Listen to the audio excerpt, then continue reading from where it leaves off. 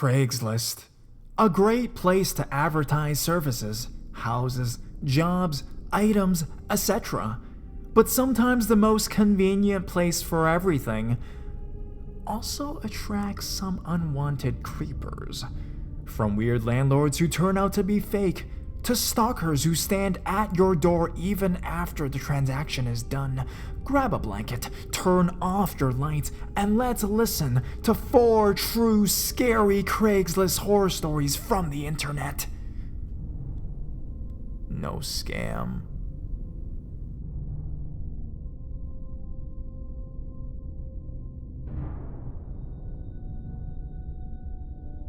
Renting through Craigslist might be a bad idea.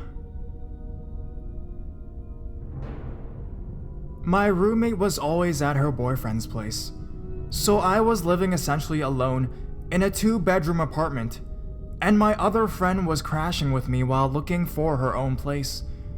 She found a place nearby, renting a master bedroom with an attached bathroom, female only, for way cheap. We checked out the Google Street View on my laptop, and it looked like a cute little beach house. She rode her bike over to check it out alone. The house is right by the beach, and tons of people are always around, so we thought nothing of it.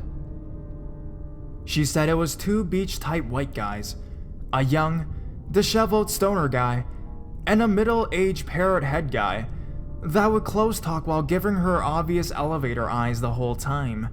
She's a pretty petite Mexican girl and was 21, but looked younger, and the older guy kept saying she was just what they were looking for, kinda in a slow way, in what she described as an uber creepy voice. The younger guy just stared and followed them around. She thought it was odd they each slept in the tiny guest rooms and were renting out the master bedroom, but decided to take a look at it anyways. She said it was a really nice room with a big, heavy wooden 4-poster bed in the middle of the room that looked like it belonged in a castle, and the bathroom had a huge shower with multiple shower heads on the walls, like it was built for a bunch of people to shower at once. She didn't like being in the back bedroom with the 2 guys looming over her, so she said it was really stuffy and she wanted to make sure her unlocked bike in the front yard was okay. She all but ran to the front yard, and once she was outside with bystanders, she felt much better.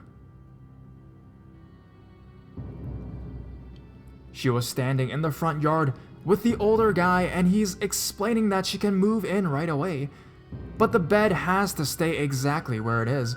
It comes with the room and is bolted to the floor so it can't be moved. They have special sheets for it and everything, so she can bring all her stuff, but can never move that bed. Also, she can have friends over, but only if they're also young women or girls. No men. And they can sleep over, but would also need to sleep in that bed. The hardwood floor was just too uncomfortable. The couches in the living room are suede, so no one can sleep on them. All these reasons why a big pile of girls need to sleep on the same bed. So she's sufficiently creeped out by this guy and texts me to come over. I ride my bike over, and as I'm pulling up, she's leaving. We start to ride a little away, and he yells out after us, "It's mandatory, but we always have a blast." She kinda shudders, and I ask her what's up. She says she'll tell me over drinks, so we ride to the nearest little beach bar. She explains about the room, the bed, the guys, and then tells me part of the deal is a mandatory skiing trip to Lake Tahoe in Northern California each year. She can invite girls on the trip that have been to the house before if the guys think they're cool enough. It's free for her and her girlfriends, but mandatory that she go with the guys as their official woman. There would be other men there, but they all brought their own woman. He said it's like the woman would be assigned to them or something. So our minds start racing and we convince ourselves that the bedroom and trip are some elaborate webcam BDSM situation or something. Needless to say, she never moved in there or took them up on their free ski weekend offer. My roommate ended up moving in with her boyfriend, and this friend of mine moved in with me for a couple of years. She was an awesome roommate.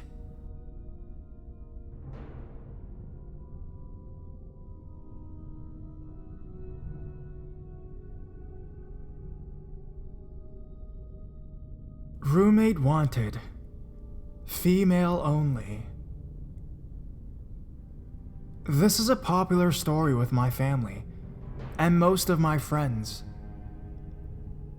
Amanda is my brother's girlfriend.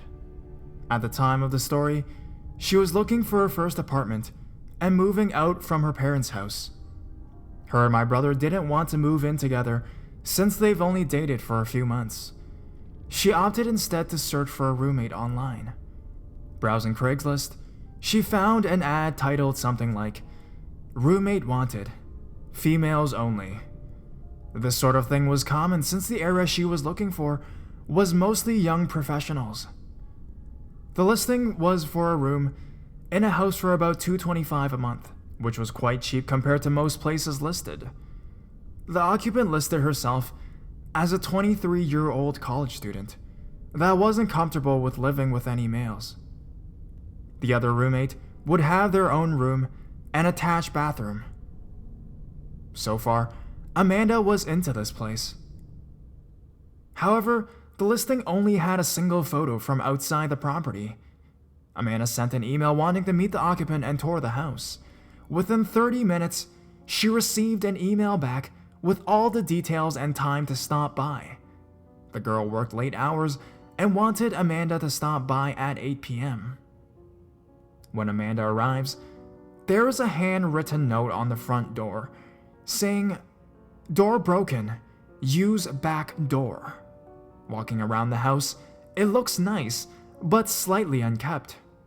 Tall grass, weeds, dusty windows, etc. Still no alarms for Amanda, though. When she knocks on the back door and an older man opens the door. At first, Amanda thinks she has the wrong house, but the man assures her that the occupant was out and he was the landlord. The occupant asked him to meet Amanda since she was working late. He seemed pleasant and offered to show her around.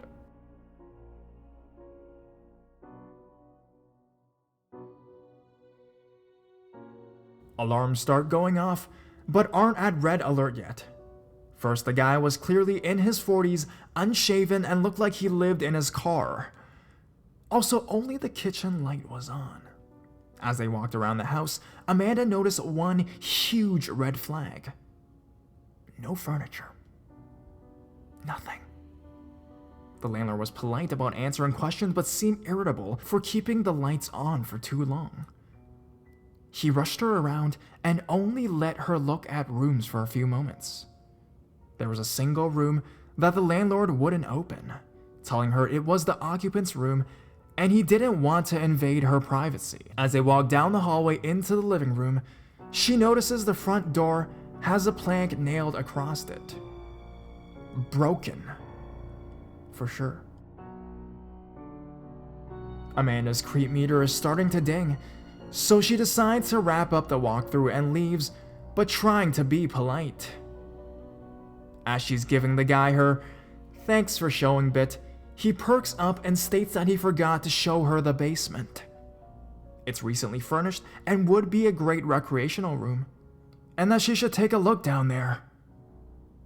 At the time, Amanda and the landlord are standing in the small hallway between the front living room and the back kitchen. In this little hallway was the basement door. When he opens the door, it opens outwards to create something of a barrier between Amanda and the back door. The basement is pitch black. He smiles, motions down the stairs, and says, "Ladies first." What happens next is nothing more than a stroke of luck. Amanda gets a text just as some random person parks in front of the house. Thinking on her feet, she pretends it's a phone call and answers her phone. "Hey, Yeah, are you there? I'll come out from back around and let you in. It's great. You have to see it. With a motion of confidence, she excuses herself around the landlord and walks out the back door. She says the guy just looked at her like he was confused. Once outside, she sprints to her car and sped like hell out of there. When Amanda got home, she told her mother and my brother everything. Cops were called, they took her statement, and went to investigate.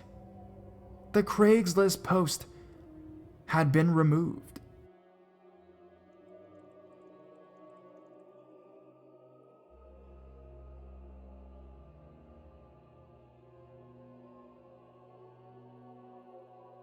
Epilogue. The house had been foreclosed for over 6 months earlier, and the property had been abandoned. When the police investigated, they found that the closed room the landlord didn't want her in was where the man was staying. There was a pile of old dirty blankets, rotten food, and empty gallon jugs everywhere. More creepy was that he plastered ripped pages of porno mags all over the walls in the room. The really scary part of this was the basement. The man had tied a thin piece of fishing twine at about shin level across the stairs about halfway down. The basement was empty, except for a pile of old blankets, a broom handle wrapped in leather belts, and a small box with a few rolls of assorted tape, duct tape, electric tape, etc. Amanda ended up not moving in.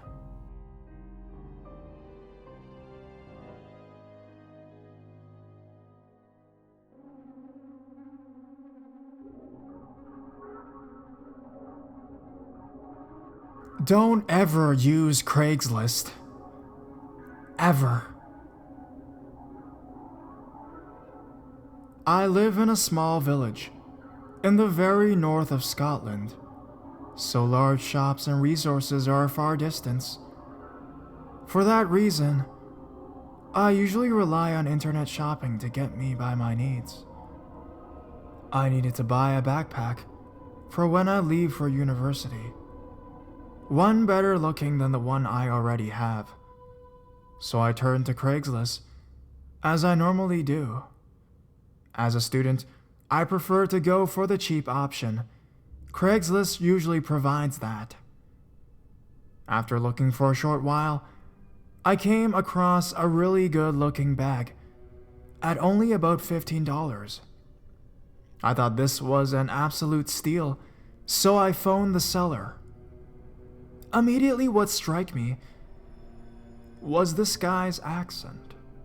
It was obvious he wasn't Scottish or even from the UK. He sounded Polish or something.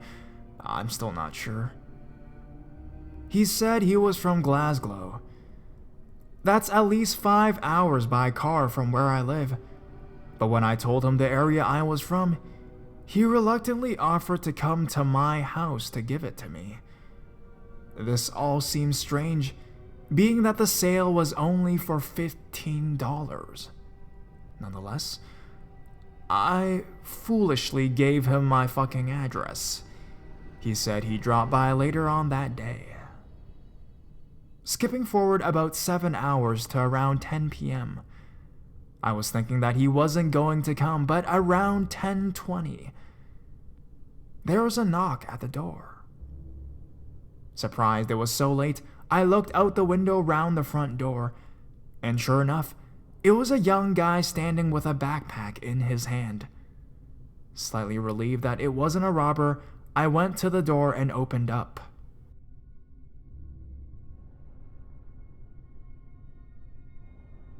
It was the guy on the phone for sure. The accent confirmed it. He said, "Here it is." I smiled and took out my wallet, taking out $30 because of the trouble he went through to come here and the good condition of the bag. He smiled and opened his arms as if he wanted a hug. Being a gay guy, I rarely turned down a hug and just assumed it was a cultural thing. So I hugged him and he left. I was still confused why he came all the way just for $15. But I didn't find it overly strange.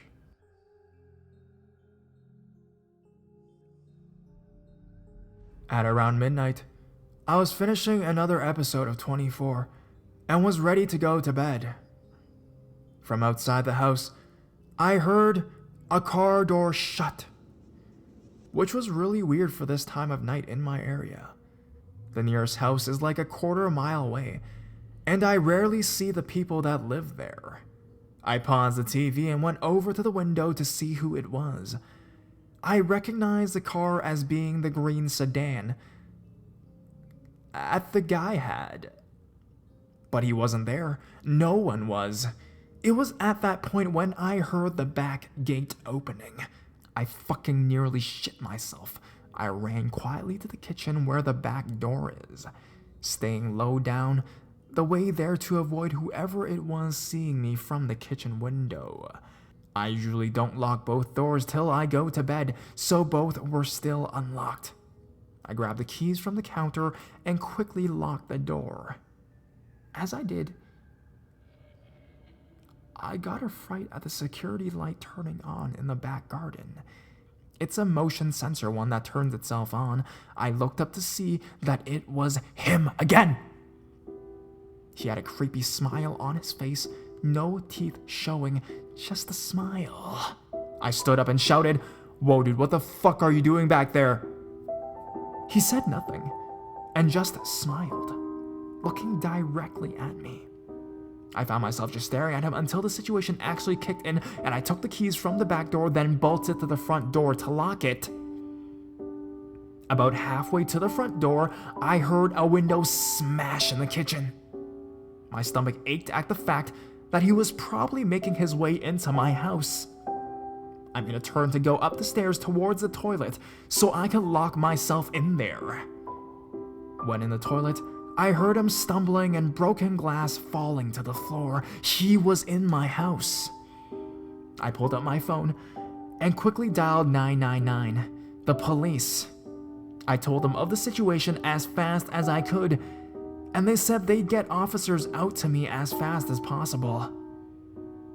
The police station was just up from my village, so I knew someone would probably get here pretty quickly. The operator asked me to stay on the phone until someone arrived. I was focused on the guy's footsteps, which would slow down and speed up every so often. He eventually walked up the stairs and tried to open the bathroom door. When he realized it was locked, he said, I know you're in there." And then he said my name. Hearing him say my name made my stomach churn. I screamed, "The police are coming, just back the fuck off, man." After seeing that he started to kick the door, I backed up against it with more strength than I knew I had. Then in the distance, I heard the sirens and the blue light reflecting from the bathroom windows. He continued to kick the door, but then I heard the car's door outside open and fast footsteps. I heard the front door open, and then police officer with a taser dropped the knife. Again, I felt sick knowing he had a knife. It sounded as if he started running back downstairs. Then I heard, "Taser, taser, taser," and the guy screaming. Then a thump.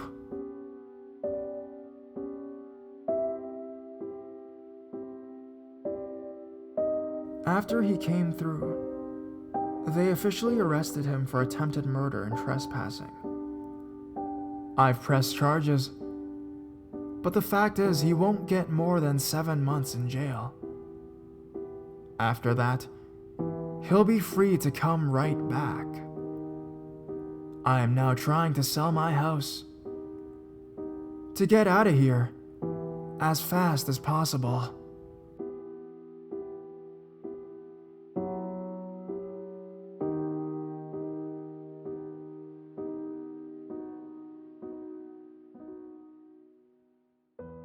Bringing my boyfriend saved me from a Craigslist creep. My boyfriend wrote his version of the story a month ago, but I wrote my perspective for a comment in another subreddit and thought it would be fitting here. A few weeks ago, I had to fly out to a small town I'd never been to in order to look for a place to live. I'm moving there in the fall for grad school. My boyfriend flew with me, and before the trip, I researched all sorts of apartments on Craigslist and set up a bunch of appointments. Our first appointment was in the afternoon in this sort of remote residential area. The landlord sounded fine over email and asked me to call him an hour before the appointment to confirm that I was indeed coming. I called, he didn't answer, so my boyfriend and I started walking to the house and just hoped that he would show up. Maybe 10 minutes before the appointment, he called me. "Are you coming?" he asked. He sounded like an older man and had this very strange, slow way of talking. But I just thought that he was older. "Yes, we're in the front of the house now." He got extremely upset. "We?" "Oh yes, my boyfriend's with me." "You never told me you had a boyfriend. You never said that." It had never crossed my mind to have to tell him this information. Since my boyfriend would not be living with me, he was just helping me to look for apartments on the trip. I told the man so, and after a very long pause, he said, "I'm sorry, it's just sometimes people don't tell me when they're married, and it surprises me. I'll see you soon." Then he hung up. I told my boyfriend about what the man had said, and he was immediately weirded out. He wanted to leave, but there was a slim pickings in the term of real estate at this point, so I stupidly said we had to stay in case that this was the place. As we're discussing it, we see a man leave the house we're going to view. This man was young and extremely sketchy looking. Greasy hair, furtive eyes. He took one look at us and ran out of the house to his car and pulled away from the curb with a screech. Okay, now, that's really weird. We were really weirded out, but this isn't enough for us to just bail it yet. As we look at each other wondering what to do, the landlord arrives. He's in his 50s, very tall and very strong looking. His eyes are completely blank and empty of warmth or emotion. He slowly walks up to us and says, "I'd shake your hands, but mine are dirty." "From what?" my boyfriend asked. "Work," is the flat reply. He asks us a lot of questions about me, completely ignoring my boyfriend. The entire time he stares into my eyes without blinking. When I'm going for school, what other places I'm considering for living, is my boyfriend moving to this town too? I try to give answers that are as vague as possible. Meanwhile, my boyfriend asks the landlord questions of the same kind, which he refuses to answer. Then he says, "Let me show you the basement." At this point, I should have noped out of there, but I didn't. I kept thinking that this was an eccentric old man from a small town, and since we're city folk, and that we were just feeling kind of paranoid. My boyfriend, on the other hand, wanted out of there, but he followed us as the man led us to the back of the house, away from the street, to the sort of detached shed. He opened the door, and we saw there were stairs leading down into utter darkness. He flipped the switch at the top of the stairs, and the light didn't come on. Normally, the response for this would be "Oh shit, the lights are out," or something like that. But he just said, and slowly walked down into the darkness. Then he stood there, without moving, in the dark, and said, "Aren't you coming down?" "There's nothing to see if the lights are out," says my boyfriend. The landlord just stands there for a long time, then slowly walks up the stairs and closes the basement door without saying anything. He took us into the house. Weird and increasingly creepy things ensued. The front door, the only exit to the house, locked automatically. And when my boyfriend tried to fiddle with it, the man got really upset and told him to leave it alone. The man kept trying to box us into small rooms and, according to my boyfriend, kept reaching his hands into his pocket, only to take them away when he caught us looking. On Craigslist and in person, the man claimed that there was a grad student already living in the house. But the evidence of that seemed arranged. There were neat piles of generic textbooks on the table, but not other things a 20-something might read. There was a bowl of fruit on the table, but no other food in the fridge or pantry, or utensils. There were maybe 3 t-shirts in the closet. This supposed grad student wasn't out of town, but the landlord couldn't say what school he went to, or how long he had been renting the house. Finally, the man had showed us every single room in the house but one. This one he refused to open, claiming it was just the attic, and we didn't need to see anything up there. He gave us several reasons when we inquired. It was unfinished, there was furniture up there, it would smell bad. This last one I believed, because standing near the door, it smelled terrible. Finally, we made our excuses and bolted out of there. The man walked us out, pretended to go to his car to leave, and when he thought we had turned the corner, slowly sauntered back into the house. My boyfriend, fixated on the idea that there was something wrong with this guy, Googled the man that night. We found out 3 things: that he was a pillar of the community, known by a lot of the townspeople, that there was no evidence of him owning or managing a real estate company as he claimed on Craigslist, and that he listed his home address as the very house we had been touring, the house where the grad student lived. So, that was the creepiest thing that ever happened to me.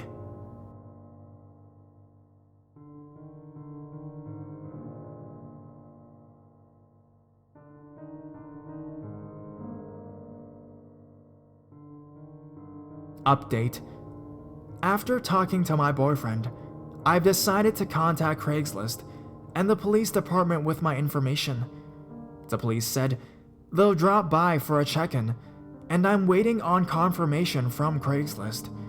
But at least the ad is flagged and should hopefully be taken down. Thank you everyone for your words. I realize that it's better to err on the side of caution and potentially save other people from harm. If the landlord is really innocent, at worst, he'll be inconvenienced.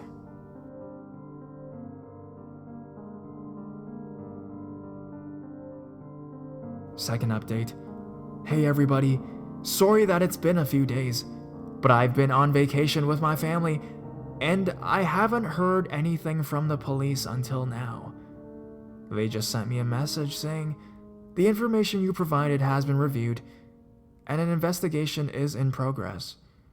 I'll be scanning the papers and hoping they tell me about the results of the investigation, though it's probably unlikely.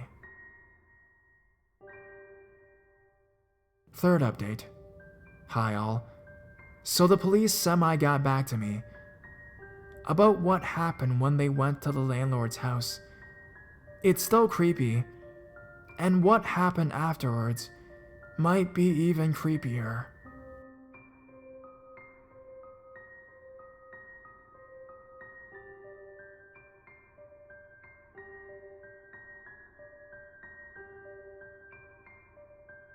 Final update. Hello everybody. A few weeks back, I wrote a post on here about a frightening encounter I had with a landlord in a town I'm moving to soon.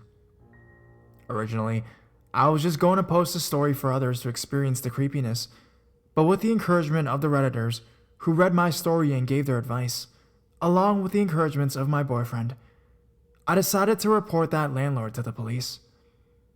So for the past several weeks, I've been waiting to hear back from the police department.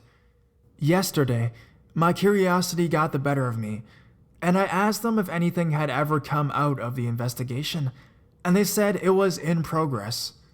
I left a message, and they got back to me today.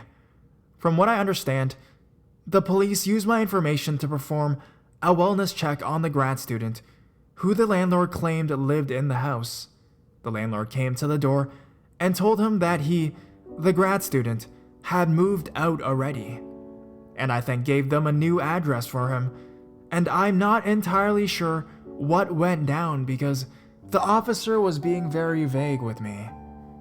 Anyways, I guess the officer running the wellness check still asked to look inside the house because it was protocol to make sure the grad student wasn't actually in there, in need of aid or something. The landlord was very resistant, but had to let them inside. The police looked around and didn't find any evidence of the grad student being in there, but she agreed with me that the landlord's behavior was off. When I asked her about the attic and the basement, she paused and seemed hesitant to tell me anything. She said the landlord eventually let them look into the rooms to make sure the grad student wasn't in there. I asked her if she found anything, and she again hesitated and eventually admitted that they didn't find anything criminal, but that there was definitely a strange smell in the attic, along with some carpet bags. I guess they weren't allowed to open those. What chilled me was she said she went into the basement while her partner waited at the top, and she actually fell down the stairs because half of the stairs were all broken up and strangely ragged, with some of them missing altogether. But there was still nothing down there, nor any sign of a grad student. So the police left.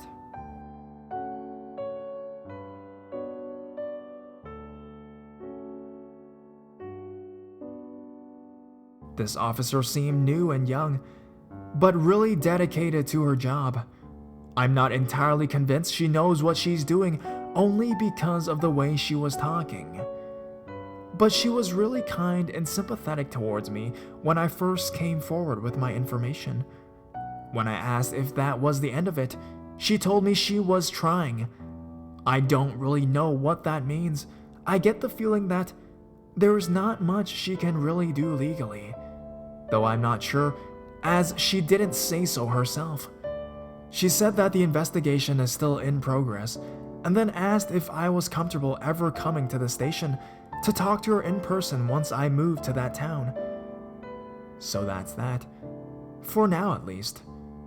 I'm not really sure where any of this is going, if that's the end of it, if that's the most the police can do, or if the police officer is really going to pursue it, or uncover anything. I don't know what's going on. In some ways, I feel helpless and confused.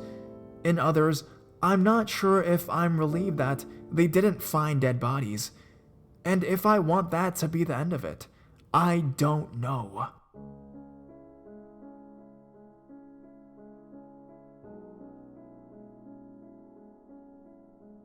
Also, this is probably really unrelated, but I received an email from an unknown sender today.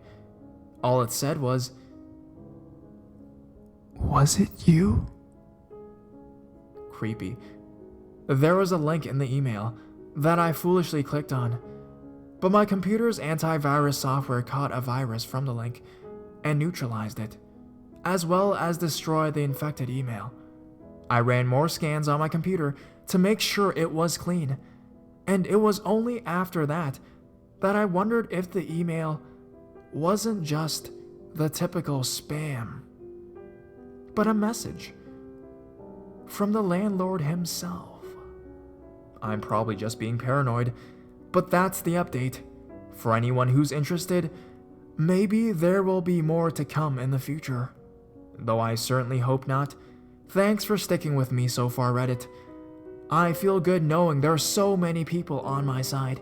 You have all inspired me to be the kind of person who does something instead of standing back and hoping that there's nothing wrong. Update. I called the police officer and told her about the email. She said that it can probably be retrieved, but I shouldn't try to do it myself because I might tamper with it and further destroy it more.